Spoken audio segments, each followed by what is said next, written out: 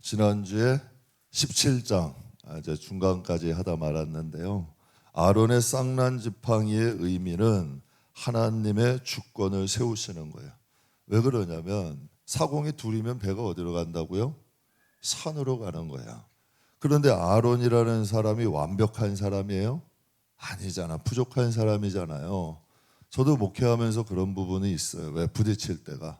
주의 종들 저희도 전도사님들이 몇 분 계시잖아요. 그럼 전도사님들이 딱 오시면 제 눈에 완벽할까 완벽하지 않을까? 그러면 그분들에게 와가지고 맨날 지적하고 야단치면 그분들이 하룻밤에 변할까? 천만에 안 변하는 거예요. 정말 하나님이 붙여주신 사람이 확실하냐? 그걸 먼저 봐야지. 하나님이 붙여준 사람이 맞으면 기도해주면서 기도하는 거야. 그러면 진짜 변해가요. 세워져 간다니까. 그분들이 성장해 가는 거야. 성도도 마찬가지예요. 여러분, 내가 여러분 어떻게 해가지고 설득해가지고 앉혀놓은 게 아니라 정말 하나님이 붙여준 성도라면 하나님이 떠나기 전까지는 기도해 주는 거예요. 그럼 정말 속삭이던 사람도 일꾼이 되기도 하고요. 정말 하나님의 역사도 일어나는 거야. 하나님이 아론을 갖다가 쌍난 지팡이를 통하여 그의 권위를 세우고자 하실 때 아론이라는 사람이 완벽했냐는 얘기예요. 그런데 사람들이 보기에는 부족함이 있었잖아요. 그러나 하나님은 너희가 기도하면서 아론이라는 사람도 세워가라는 거야. 함께 기도해주고 함께 기다려주면서 내가 아론을 통해 역사할 테니 너희는 아론의 부족함을 채우면서 기도하며 그와 함께 같이 하라는 거지. 이런 뜻이 아론이 잘나서 세우는 게 아니에요. 그렇지만 하나님의 기준점은 있어야 될 거 아니야. 하나님의 통로를 세우시는 사건 아니에요. 그러니까 아론의 쌍난 지팡이를 통하여서 하나님의 기준을 세우시는 거지. 제가 목회하면서 한 가지 원칙이 있다 그랬어요. 피치 못할 사정으로 인해서 교회를 옮기는 분들이 저희도 간혹 있어. 그럼 전화 안 해요.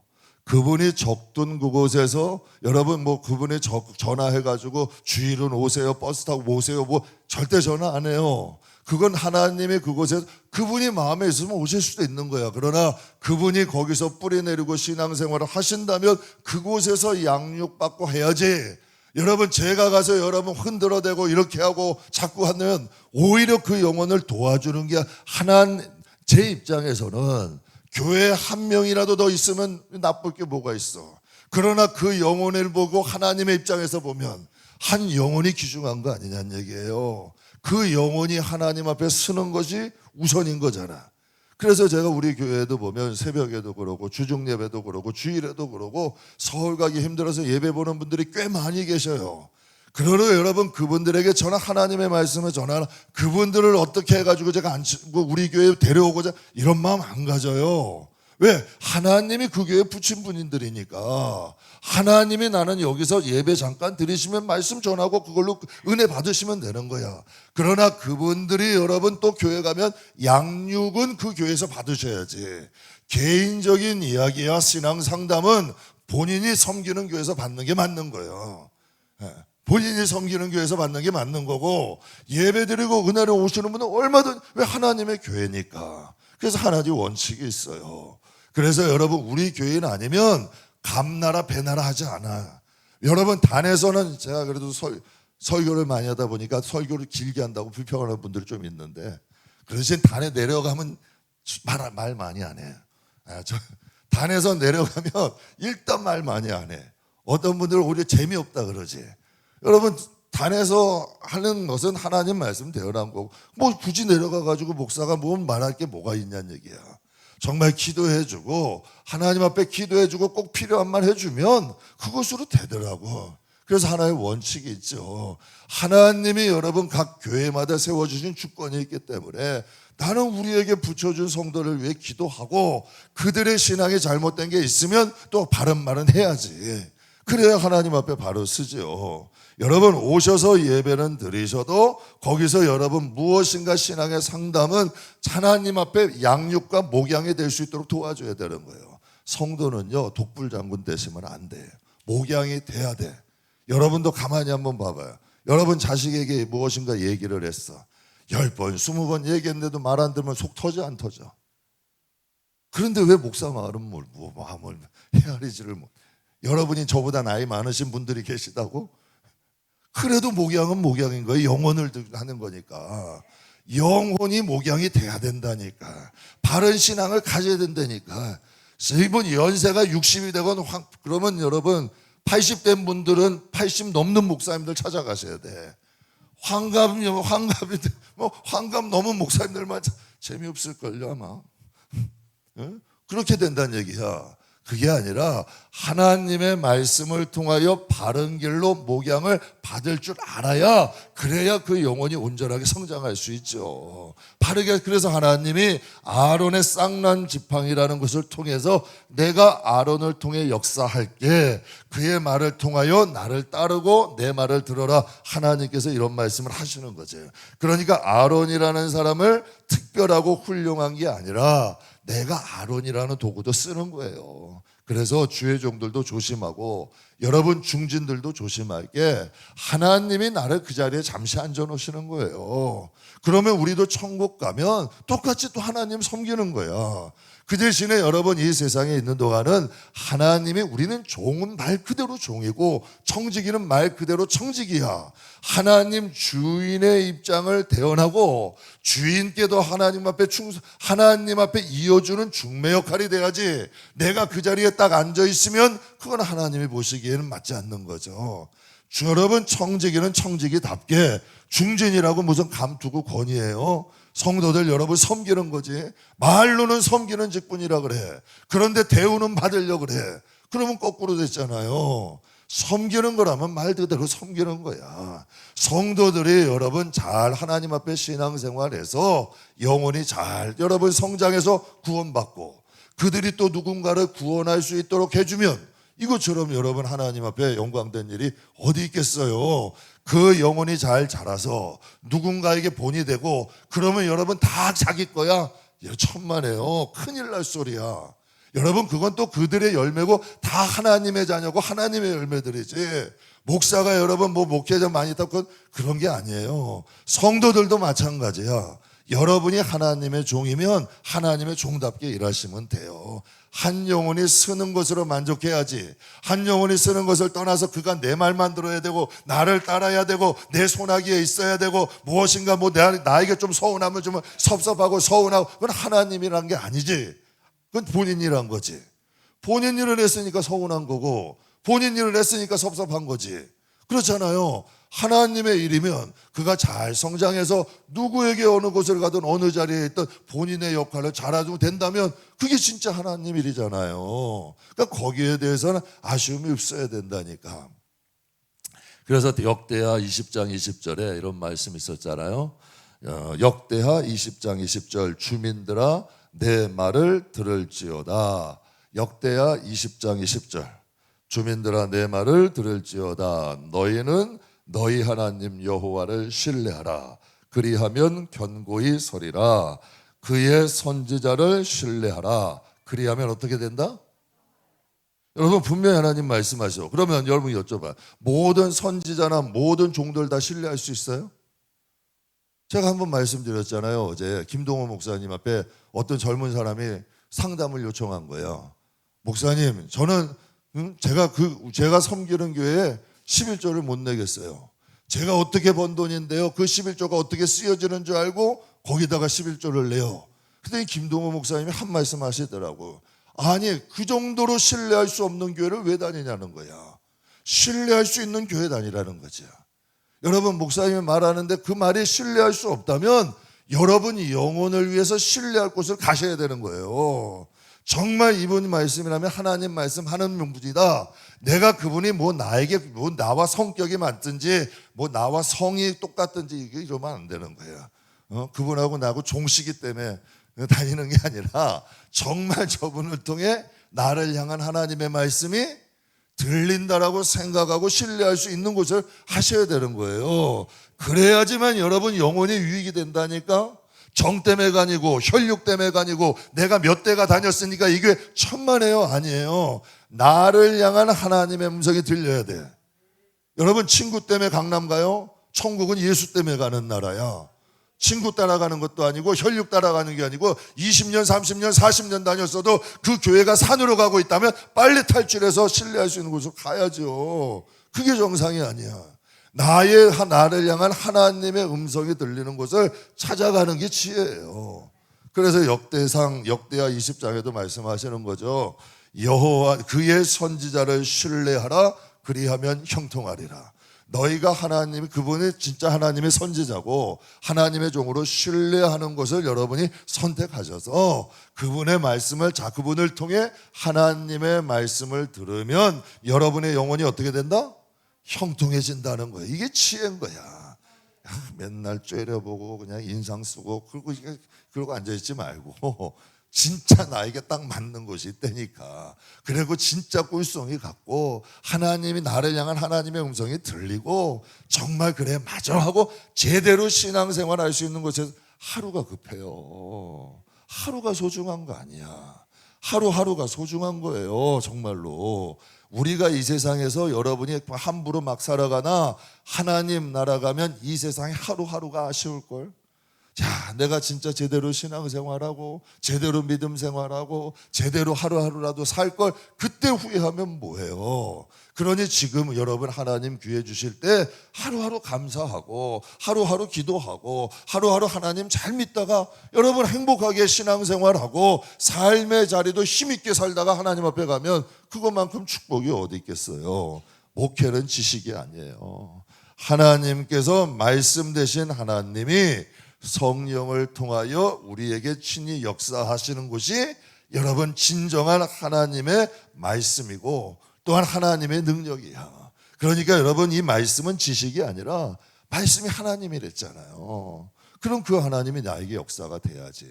영향이 돼야지요. 다 성령 충만 여러분 사모해요. 진짜 성령 충만해야지. 진짜 한번 사모해 보시라니까. 성령의 역사하심을 여러분 느끼게 돼요. 성령이 우리와 함께 하심을 느끼게 되죠. 제가 전도사 시절에요. 참 이상한 목사님이 하나 있었어요. 누구냐면 부산 수영록교회 부산 정필도 목사님. 난 그분은 적응이 안 돼. 하도 유명한 목사님이라 설교를 좀 들으려 보면 너무 말이 어눌해. 말이 좀 이게 경상도 분들은 따박따박한데 그분은 두리뭉실해가지고 무슨 말인지 잘 모르겠어. 말도 어눌해요. 말이 또 느려요. 거기다 또 재미도 없어요. 그런데 이상한 일이야. 하나님이 그 교회 역사를 하시는 거예요.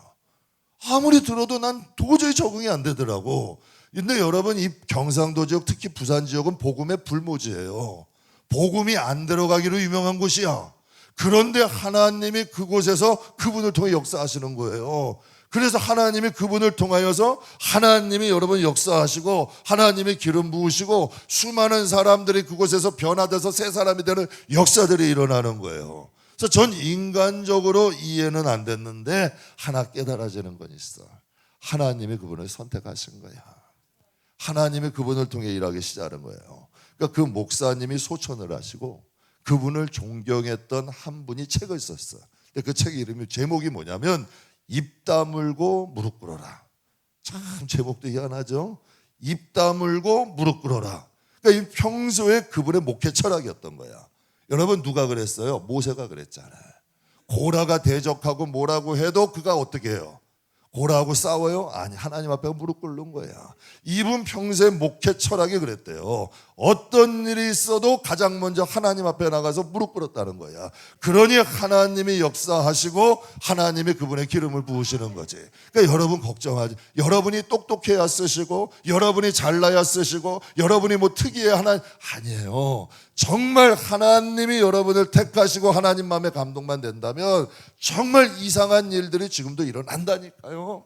제가 성도들 복 받는 거 보면은 참 이상한 부분들이 많아. 그런데 똑똑하고 잘난 사람들이 복을 받아야 되는데 되게 똑똑하고 잘난 사람들이 복을 못 받더라고. 이상하더라고요. 제가 예전에 섬기던 교회도 보면 팔방미인이야. 못하는 게 없어. 노래면 노래, 여러분 재밌으면 재밌는 거, 생긴 것도 잘생기고, 여러분 사람 좋아하고 부족함이 없어. 그런데 날마다 힘들어. 어떤 사람은 뚱하고 여러분 단순하고 재미도 없는데 이상하게 하나님이 축복하셔. 근데 문제는 하나더라고. 하나님을 향한 진정성, 하나님의 택하심, 하나님의 역사하심, 전 그래서 하나님이 좋아. 외모를 보고 겉을 보는 것이 아니라 중심을 보시고 하나님이 역사하시는 거야. 그래서 하나님이 좋아요. 진정한 마음으로 진심으로 하나님 앞에 나가는 자에게 하나님이 역사하시는 거죠. 하나님이 쓰시는 거야. 그래서 히브리서 9장 4절에 보면 금향로와 사면을 금으로 싼 언약궤. 언약궤는 뭐를 상징해요? 하나님을 상징하죠. 그럼 언약궤 안에다 뭘 넣으래요? 만나를 담은 금항아리와 아론의 쌍난 지팡이와 언약의 돌판들이 있다. 언약의 돌판은 이해가 돼.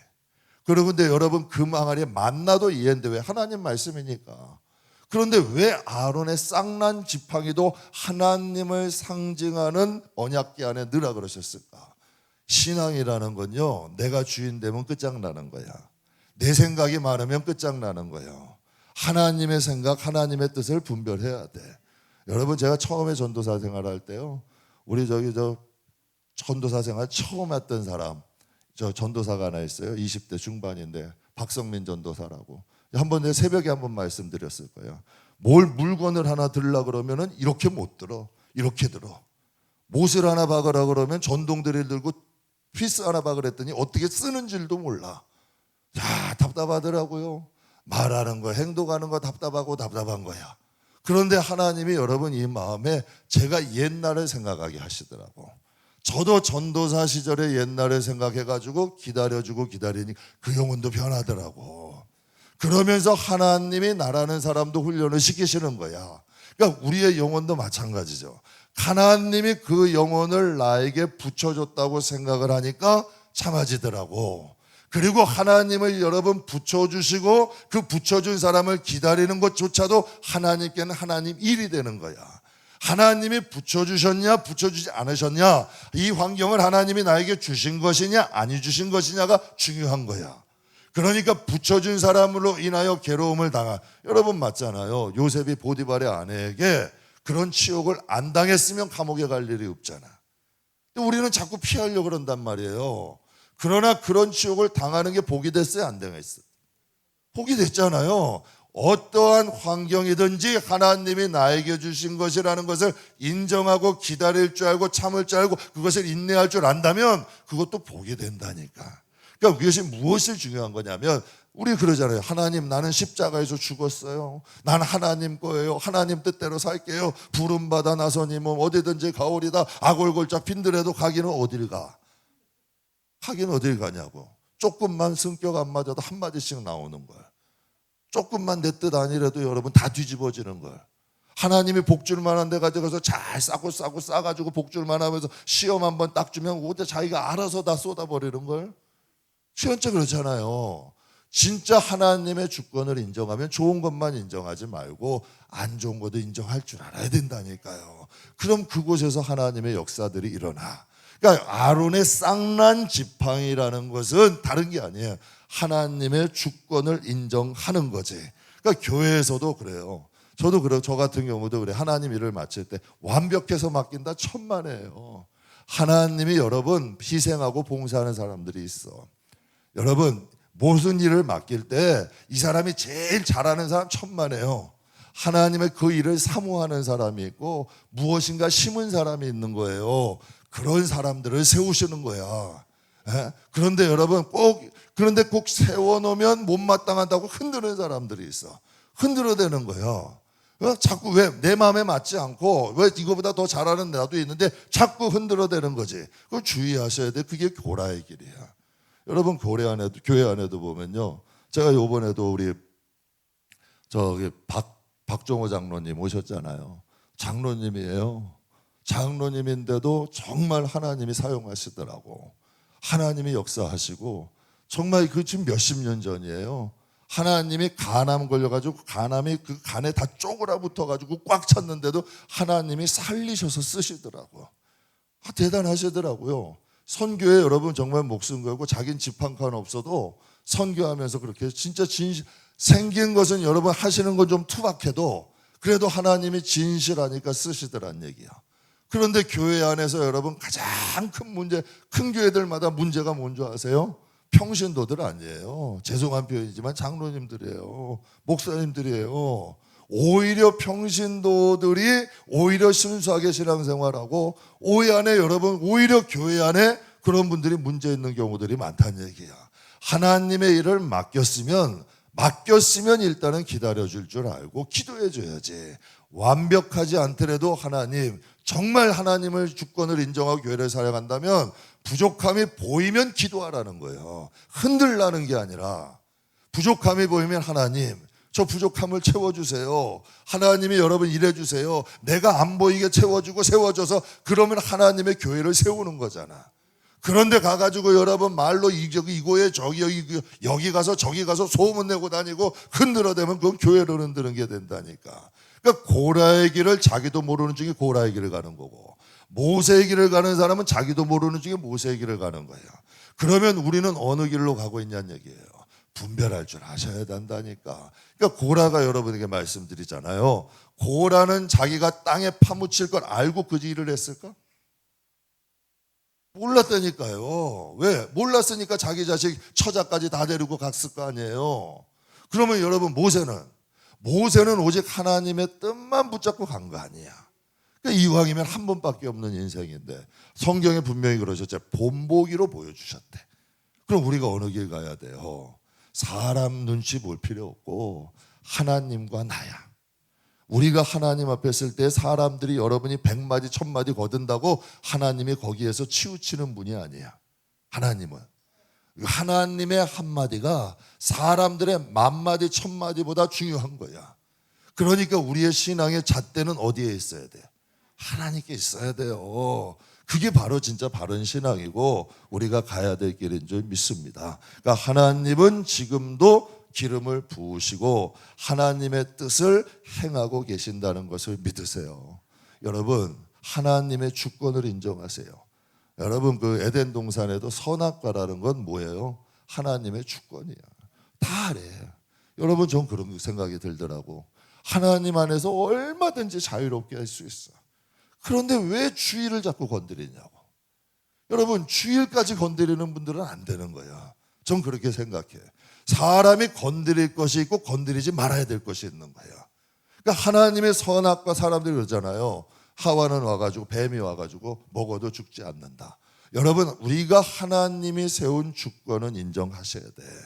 그래서 여러분의 신앙생활에도 내가 주인이 아니라 하나님의 주권을 인정하고 순종하는 법 배우세요. 저도 연습하려고 목사이기 때문에 제일 위험한 사람이 누구겠어? 저 아니에요. 그러니까 성도들의 말도 들으려고 노력해요. 살려고 노력하는 거야. 지금은 좋아 보이고 설교하는 게 좋아 보여도 하나님 앞에 거기에 대한 내가 한 말에 대한 책임은 저도 져야 될 거 아니에요. 그렇잖아요. 맞잖아요. 뭐 그런 말 있잖아요. 설교는 단에서 하고 내려가서 해야 돼. 저는 여기서 기껏 말은 잘해놓고 단 내려갔는데 엉뚱한 짓 하면 여러분 그거는 하나님 보시기엔 바리새인이잖아. 우리 성도들도 마찬가지라니까. 여러분 마음에 하나님의 주권이 서 있으면 여러분의 영혼이 안전하고 여러분의 영혼이 강건해지는 거야. 그리고 여러분이 온전한 하나님의 성전으로 세워져 가는 거지.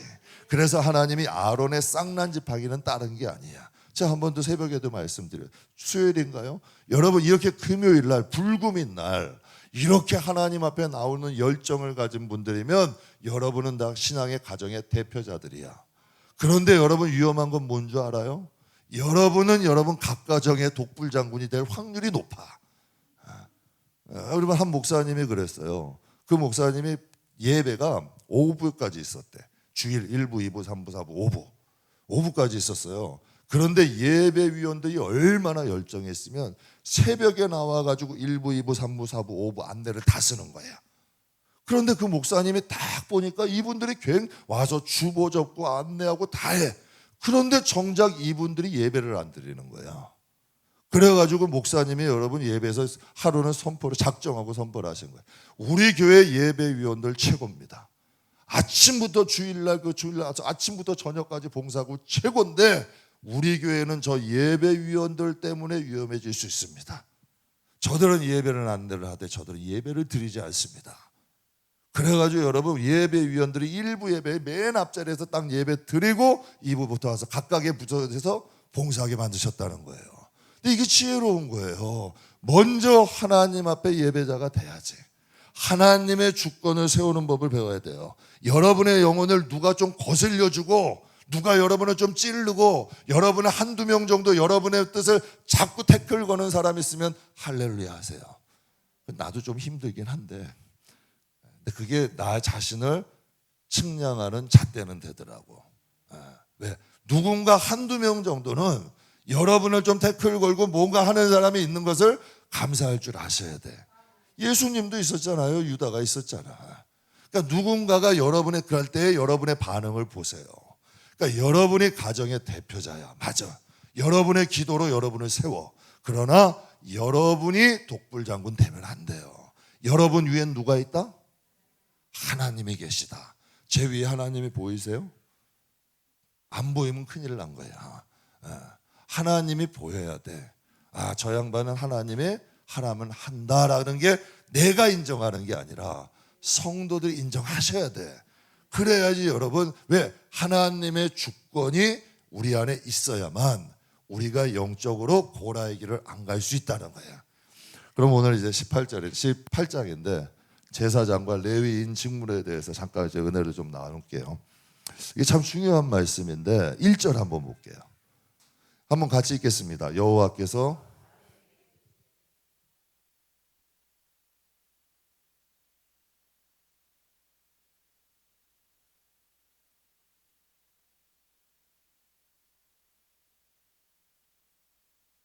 아멘.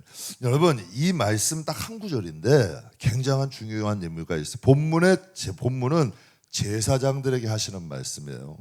그렇다면 베드로전서 2장 9절에 우리 같이 한번 읽겠습니다. 그러나 너희는 택하신 족속이요 왕 같은 제사장이다. 이 말씀은 제사장의 직분보다 제사장의 역할을 의미하는데 우리는 예수의 이름의 권세를 믿는 여러분 예수의 이름의 권세를 모든 믿는 자에게 부어주셨어요? 안 부어주셨어요? 여러분이 예수의 이름으로 기도하면 하나님이 들으신대요? 안 들으신대요? 여러분이 성령의 감동을 통해서 하나님 앞에 봉사를 하기도 하고 예물을 드리기도 하죠. 여러분이 성령의 감동을 받아서 하나님을 하고 싶기도 하고 봉사를 하기도 해요. 그리고 여러분 자체가 하나님의 성전인 걸 믿으세요?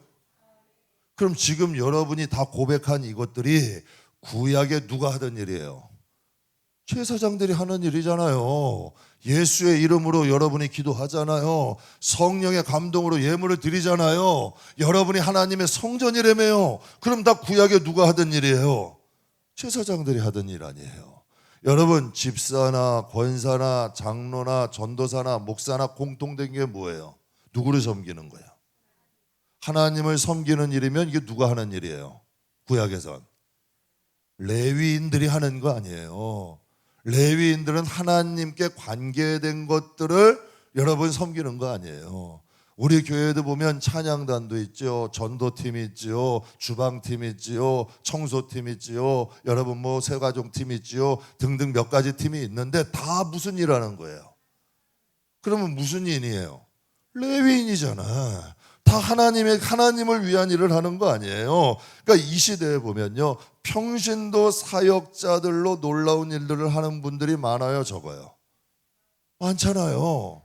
오히려 여러분 박종호 장로님 며칠 왔다 가셨지만 그분이 여러분 웬만한 목사보다 낫죠. 정말 낫죠. 여러분 이 세상에도 평신도 사역자 정말 많아요. 주의 종들보다도 나아요. 정말 존경스러운 분들 제 주위에도 많아요. 근데 하나님은 왜 이 말씀이 중요하냐면 오늘 본문 말씀에 보면 너와 내 아들과 내 조상들의 가문은 성소에 대한 죄를 담당할 것이요 너와 내 아들의 너희의 제사장 직분에 대한 죄를 함께 담당할 것이다. 즉 성소에서 죄를 짓지 못하게 하라는 거예요. 제사장들이 먼저 죄 짓지 말라는 거예요. 이 뜻은. 그래서 하나님께서 가데스 바네 38년 동안 제사장과 레위인들을 먼저 세우신 거야.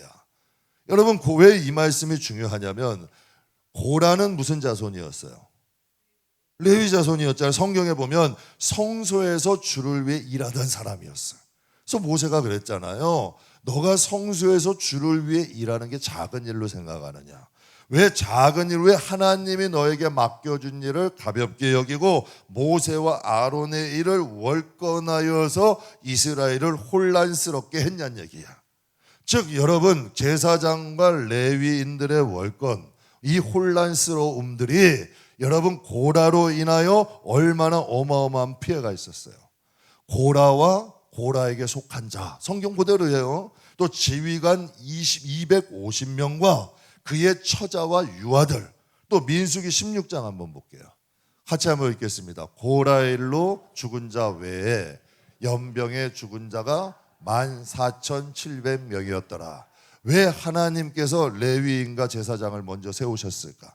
직분자들부터 똑바로 쓰라는 거예요. 왜?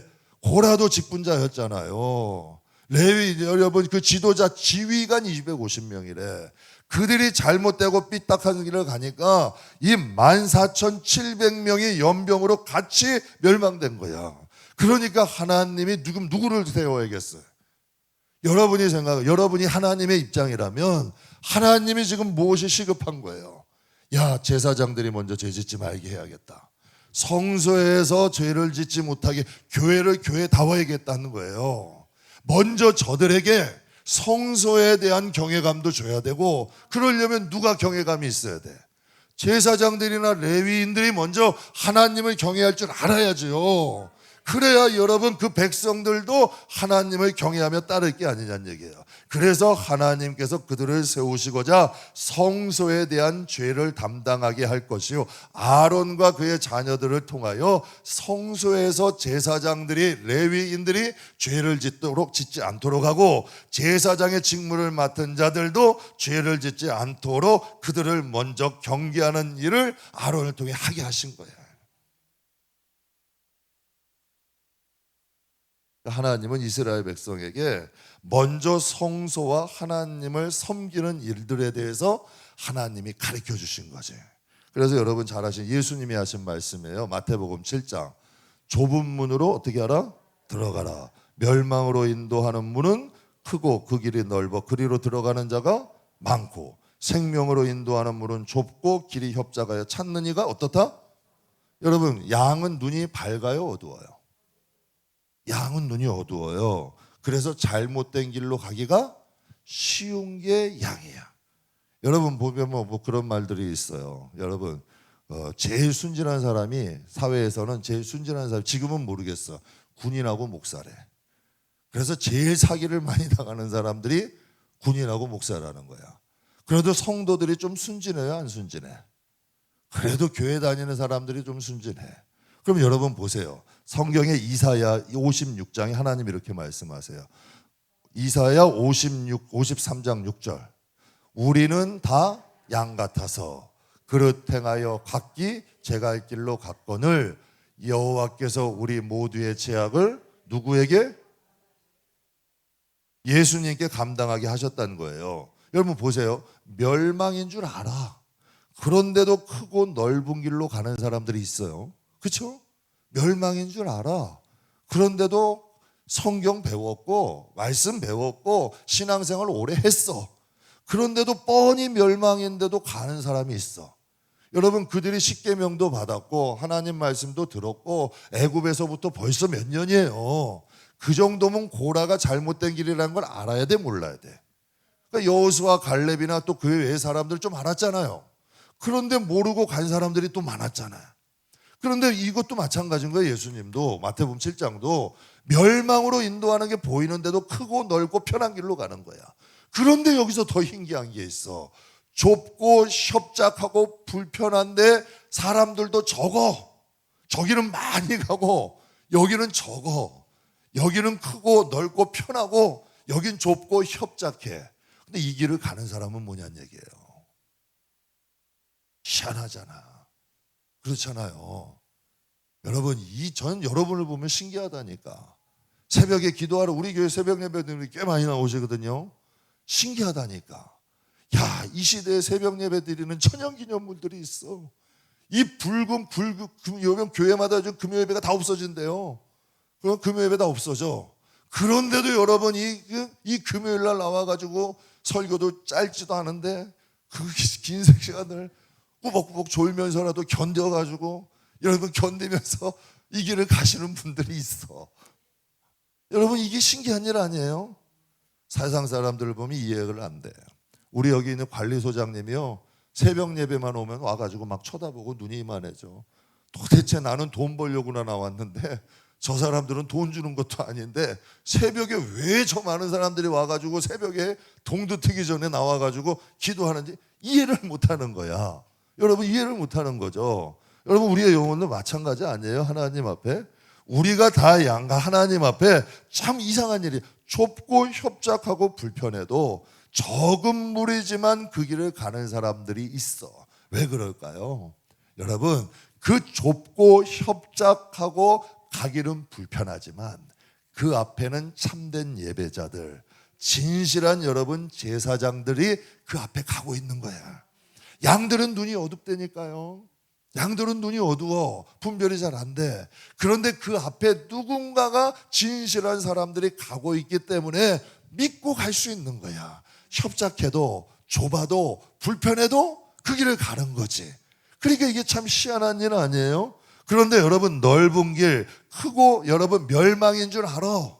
그런데 넓고 여러분 편한 길인데 멸망의 길임에도 불구하고 그 길을 따라가는 사람들은 왜 갈까? 성경에 마태복음 7장을 잘 한번 보세요. 좁은 문으로 들어가라. 멸망으로 인도하는 문은 크고 그 길이 넓어 그리로 들어가는 자가 많고 생명으로 인도하는 문은 좁고 길이 협착하여 찾는 자가 적음이라. 15절 같이 한번 읽어볼게요. 거짓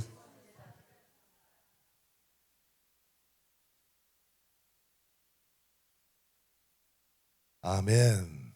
여러분 왜 넓은 길로 가야? 왜 큰 길로 가겠어? 양의 옷을 입은 노력하는 이리들이 괜찮아. 아이고 조금 편하게 해도 돼. 자꾸 유혹하는 거야. 편하게 신앙생활해. 하나님은 사랑이신데 괜찮아 이해하실 거야. 이 세상 지금 이 문화가 세대가 다 그런 걸 그냥 온라인으로 집에서 드려. 기도하지 않아도 돼. 하나님 마음 다 아시는 걸 등등. 여러분 양의 옷을 입은 그 안에는 뭐라는 거예요?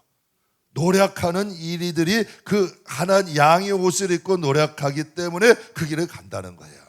여러분 보세요.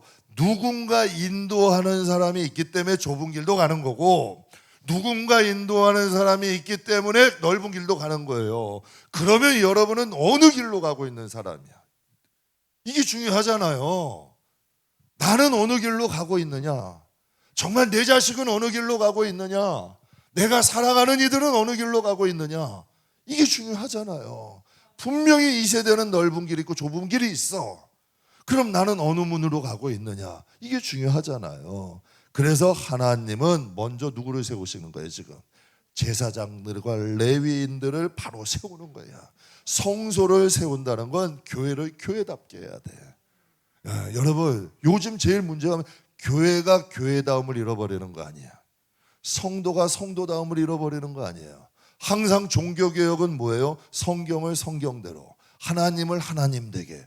가장 근본 아니에요. 근데 가장 기본이 무너져가고 있는 시대잖아. 그러니까 그 기본을 세우시는 거죠. 하나님은 다시 제사장 세우시고 레위인들을 세우시는 일을 하는 거예요. 오카는 목사님이 무슨 일 하셨죠? 제자훈련 많이 하셨죠. 제자훈련 세미나를 한번 했어요. 그런데 제자들은 막 세미나를 열심히 하는데 저 뒤에서 한 시골 목사님이 손을 들더니 그런 말씀을, 목사님이 하시는 말씀이 다 맞아요. 참 좋은 거 가르치시는데 저같이 시골 목사에겐 목사님이 하시는 말이 맞지 않아요. 목사님처럼 우리는 학력 수준도 맞지 않고 다 시골에 있는 사람들이기 때문에 목사님처럼 도시에 있는 사람들이나 맞는 거지 나 같은 시골 목회자에게 맞지 않아요. 그때 옥하는 목사님이 딱 한마디를 하셨어요. 그런데 그 시골교회 목사님이 아무 말 못했어요. 뭐라고 하셨냐면, 목사님 그러면 이 옥하는 목사님이 다시는 시골교회를 가면 제자훈련 할까요 안 할까요? 했을까요 안 할까요? 하셨다는 거야. 거기에 이 시골 목사님이 안 말씀 못 하시더라고. 여러분, 우리도 마찬가지인 거지. 하나님 앞에 여러분은 신앙생활에 너희분이 제사장으로 레위인으로서 여러분이 어느 길을 가고 있느냐가 중요한 거예요. 그래서 여러분, 야고보서 1장에 보게 되면 이런 말씀이 있어요. 욕심이 잉태한 즉 뭐를 낳는데요? 죄를 낳고, 죄가 장성하면 사망을 낳는데요. 분명히 여러분, 욕심이 들어가면 그게 죄가 된대. 그런데 요즘은 욕심을 꿈이라 그래. 욕심이 비전이라 그래요. 욕심을 욕심과 꿈과 비전 정도는 구별해 줘야지. 주일 빼먹고 신앙생활 빼먹고 기도하지 않고 꿈을 여러분 하나님 무엇인가 세상의 욕망을 쫓아가는데 어떻게 그게 비전이야? 어떻게 그게 꿈이고? 하나님 없는 여러분 그 성취가 어떻게 그게 꿈이 될 수 있냐는 얘기예요. 그 정도는 분별이 돼야 된다는 얘기야. 욕심을 욕심이라고 말할 수 있어야 돼. 욕심이 죄가 되고 죄가 결국은 사망이 되는 거야. 그런데 여러분, 분명히 뱀이 하와에게 뭐라 그래요? 먹어도 죽지 않아. 너희가 하나님같이 될까 봐 하나님이 먹지 말라는 거야. 그런데 그 말이 들려, 믿어져. 이게 미혹이에요. 여러분, 이단의 교리들 한번 보세요. 정말 어수룩해. 정말 어수룩해요. 저거를 믿어? 난 제일 신기한 게 하나님 아버지가 죽으니까 하나님 어머니를 믿더라고. 하나님 어머니가 죽으면 이제 하나님 삼촌도 믿을 거야. 근데 그걸 믿고 따르는 사람들이 많아. 왜 그럴까요? 여러분, 미혹되면 그게 맞게 보이는 거야. 이게 미혹이 돼버리면 그게 맞게 들린다니까요. 이게 참 이상한 일이야. 그래서 여러분, 하나님이 욕심과 꿈을 분별할 줄 알아야 되고, 죄가 여러분 죽는다는 것 정도는 분별이 돼야죠. 그런데 이것을 제대로 말을 해줘야 된다는 얘기야. 죄를 지어도 괜찮아. 하나님이 그래도 봐주실 거야. 우리가 예수 믿지 않아. 무슨 구원파야? 여러분, 분명히 하나님이 예수를 믿으면 죄와 멀어진다 그랬어요. 죄에 거부감이 드는 거예요. 자연히 우리가 단번에 끊어지지는 않아. 그러나 죄에 대한 거부감이 들어. 자꾸 여러분 멀어지는 거야. 왜? 우리는 생명이 있고 사망이니까. 이건 자연스러운 일이에요. 제가 교회가 식구들이 많아지고 공간이 자꾸 좁아지니까 공간을 자꾸 늘려야 돼. 왜냐하면 뭐 식사할 때도 없고 소그룹실도 없고 새가족실도 없으니까 교회가 이제 식구들은 많아지고 공간은 좁으니까 밑에라도 이제 자꾸 공간 조금 넓게 이제 어찌 피치 못하게 넓게 하게 돼. 그럼 목사님들 만나면 목사님들이 많은 분들이 저에게 그런 말을 해요. 아, 목사, 땅부터 사. 저기 어디 저 화성 쪽에 가면 거기 무슨 단지가 있고 이제 거기 도시가 쓴대. 거기 땅부터 사라고 그러는 거예요. 제가 그래서 솔직히 마음에 그랬어요. 어디 가면 사람 많이 모여. 무슨 영적 떴다방이야? 아니 진짜 그렇잖아요. 아니 주의 종은 하나님이 보내는 데 가야지. 사람들 많다고 가요? 제가 맨 처음 개척할 때 두 가지 길이 있었어요. 한 목사님이 저희가 그러더라고요. 안 목사, 김포 지역이 어디가 이제 땅값이 오를 거야. 그러니 저 외진데 가서 무조건 땅 사나. 그리고 거기서 가건물이라도 져놓고 5년 10년만 있어. 땅값은 올랐을 것 같아. 땅값은 올랐을 것 같아. 이제 한 8년 됐으니까. 그런데 제가 가만히 기도하면서 그런 생각한 거예요. 아니 땅값 올라서 돈 벌려면 이 길을 왜 가? 여러분, 교회라는 건 사람이 있는 곳으로 가야 되는 거 아니에요? 여러분, 영혼들을 하나님의 복음을 전할 수 있는 곳에 가야지. 땅값 여러분 올라서 노후 예비하자고 목회하는 건 아니잖아. 그렇잖아요. 그러니까 하나님이 여러분, 저는 목회도 그래. 단 한 사람이라도 하나님이 보내신 곳으로 가야지. 그러면 선교자, 우리 나라에 있는 선교사님 다 실패자게.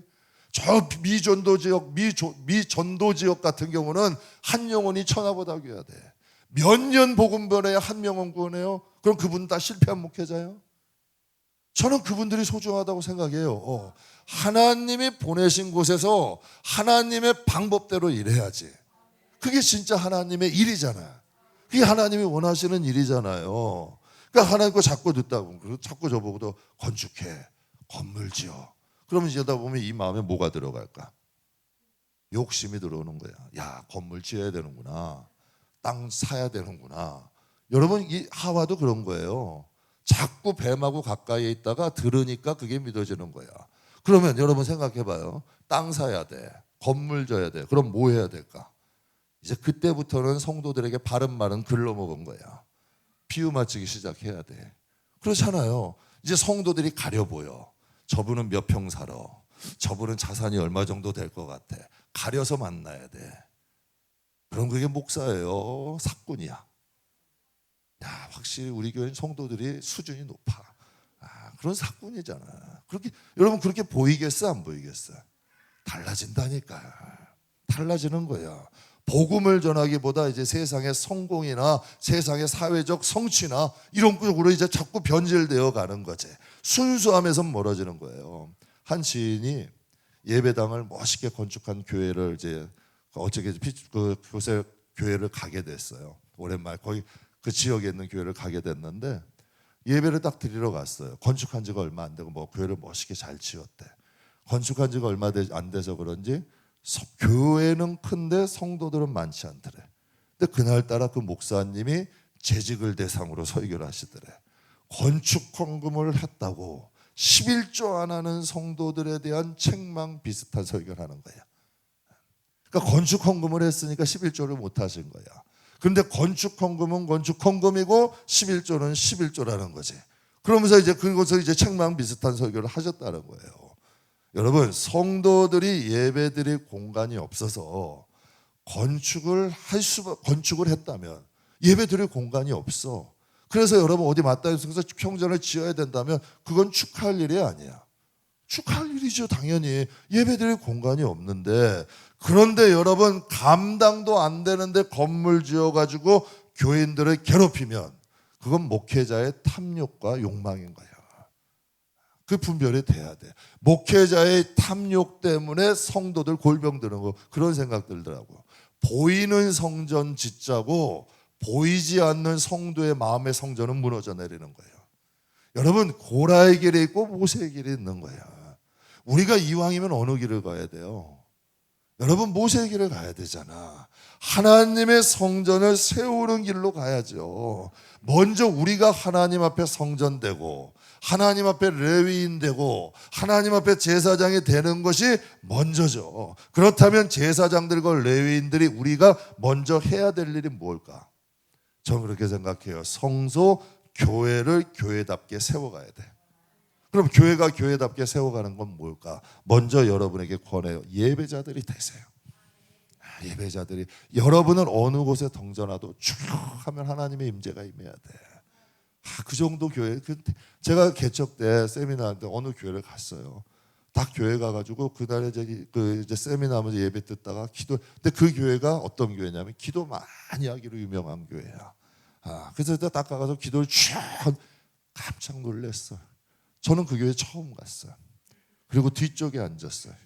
그런데 쫙 한데 하나님의 임재가 확 임하는 거예요. 야, 이곳은 기도가 많이 쌓인 교회다. 이건 여러분 어느 교회는 썰렁한 교회도 있어요. 그래서 깜짝 놀라서 그래서 생각했죠. 야, 어느 곳을 가도 누가 와도 하나님의 임재가 있어야 교회인 거야. 여러분, 하나님의 집이래요. 근데 하나님이 안 계셔. 그런 교회 있어요, 없어요? 있다니까. 그럼 여러분은 하나님의 자녀가 맞아요? 하나님의 성전이에요? 그럼 하나님의 임재가 계시냐는 얘기야. 하나님의 말씀이 여러분 안에 살아 역사하냐고요. 정말 여러분이 하나님의 뜻이라면 여러분이 정말 고집스러운 것도 꺾을 수 있냐고. 물질적 손해 감당할 수 있냐고요. 정말 하나님의 뜻이라면 정말 내가 물질적 손해라도 내가 조금 고생이 와도 힘들어도 거기를 갈 수 있냐는 얘기예요. 이게 하나님의 성전이죠. 이게 진짜 하나님의 백성, 레위인이고 하나님의 자녀제. 그리고 우리가 진정한 교회답게 세우려면 교회는 뭐가 있어야 돼요? 사랑이 있어야 돼. 그리고 섬길 줄 알아야 돼. 저는 이게 제일 중요한 것 같아. 말로만 사랑이 아니라 성경에도 말씀하시잖아요. 능력이 있고 뭐가 있고 뭐 예언하는 뭐가 있어도 사랑이 없으면 뭐래요? 그냥 소리 나는 꽹과리야. 아무것도 아니래 너에게. 그러니까 하나님 앞에 예배자가 되시고 사랑하고 섬길 수 있는 믿음의 사람이 되셔야 돼요. 그래야지만 여러분 그것이 살아있는 믿음이야. 그러니까 본문엔 제사장들과 레위인의 분깃에 대해서 또 말씀하셔요. 그러니까 제사장의 직무뿐만이 아니라 보면 분깃이 있대. 뭐 이거 짧게 이것만 하고 마칠게요. 디모데전서 5장 18절 한번 보겠습니다. 같이 읽겠습니다. 성경에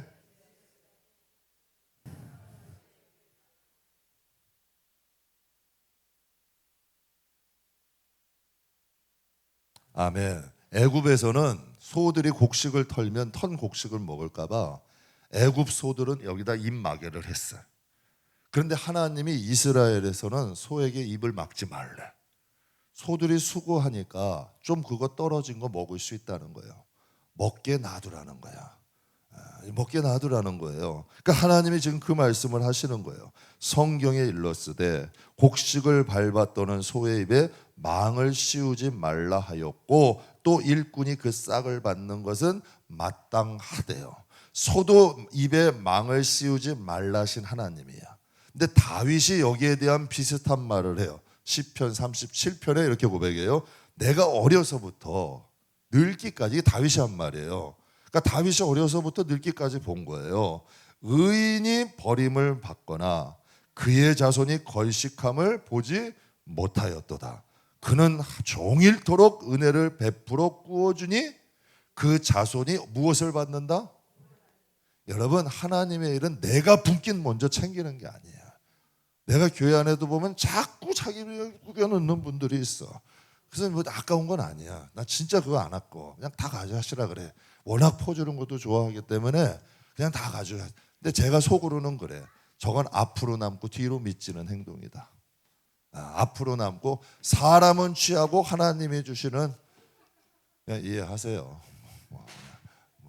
그러니까 사람이 그러니까 앞으로 남고 뒤로 미치는, 뭐 때가 되면 다 가요.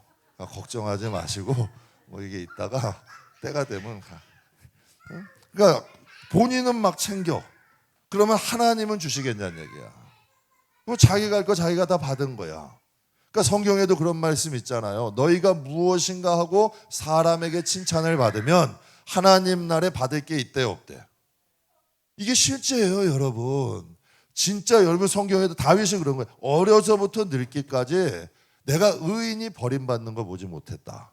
그의 자손이 걸식함을 보지 못했다. 그가 늘 은혜를 베풀고 사니까 그의 복은 누구에게 왔다? 자손들에게 오더라는 거야. 그러니까 여러분, 하나님은 소들도 이 곡식 털 때 망 씌우지 말라 하시는 분이야. 그러면 우리가 하나님이 일을 하는 건 사람이 나이를 인정해주고 뭐 하나 여러분이라도 대접해주고 그 쪼잔하게 그렇게 살지 말자고요. 예? 복을 받아도 하나님이 주시는 복을 받아야죠. 예? 또 이번에도 저도 참 행복했어요.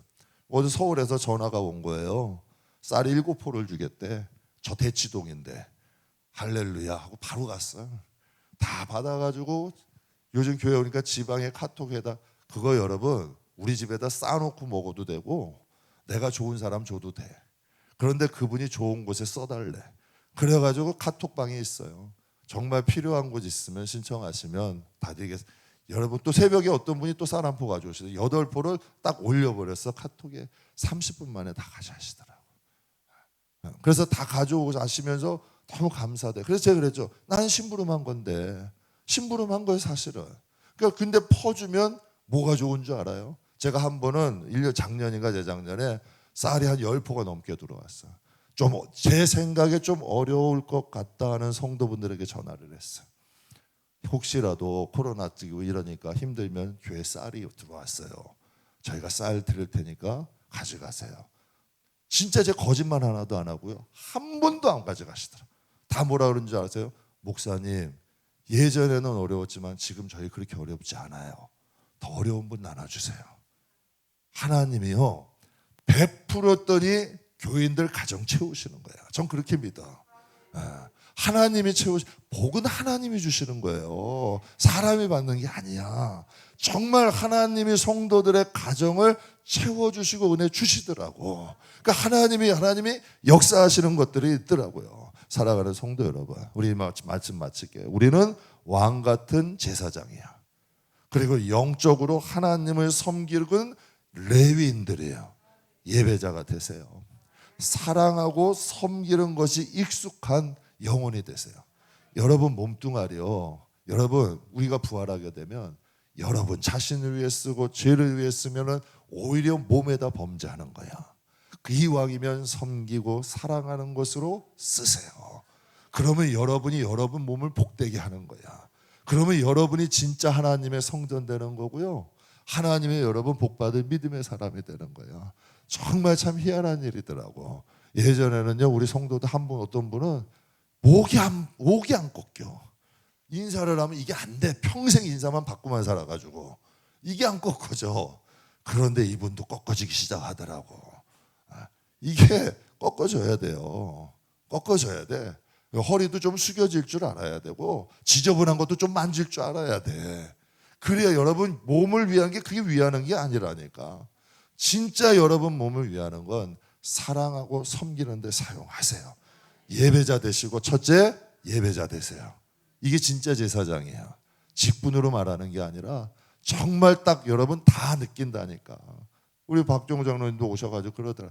진짜 예배자인지 아닌지는요, 단에서만 보인다니까. 하나님의 은혜가 흐르는 사람이 있어. 얼굴이 때깔이 틀리대 기름이 돈다니까요. 여러분 바짝 말라 비틀어진 거북이 등짝 같은 여러분 얼굴이 있어요. 있어요, 없어요? 그런데 진짜 여러분 햇살 같았고 얼굴에 기름이 찰찰찰찰 흐르는 영혼이 있어. 그러면 여러분 그건 얼마나 기쁜데요. 영혼도 똑같다니까. 그런 영혼이 하나님 앞에 예배자가 되세요. 예배 드릴 때 하늘에 기름이 흘러서 얼굴이 기름진 영혼. 그리고 여러분 온몸이 아까 다윗처럼 베풀고 섬겨도 그것을 기쁨으로 하는 영혼. 그것이 바로 하나님 앞에 영적인 제사장이고 레위라는 걸 꼭 기억하시고, 그렇게만 우리가 된다면 하나님께서 그 싹 절대 잊지 않아요. 소도 잊지 않으시는데 우리도 잊지 않는다. 그리고 하나님이 여러분의 자손들은 여러분이 뭐 남겨줄 생각하지 말고 좋은 일 하세요. 그리고 기도 많이 쌓아주세요. 그게 돌고 돌아서 여러분의 영혼과 자손에 흐른다는 것을 믿으시기를 주의 이름으로 축복합니다.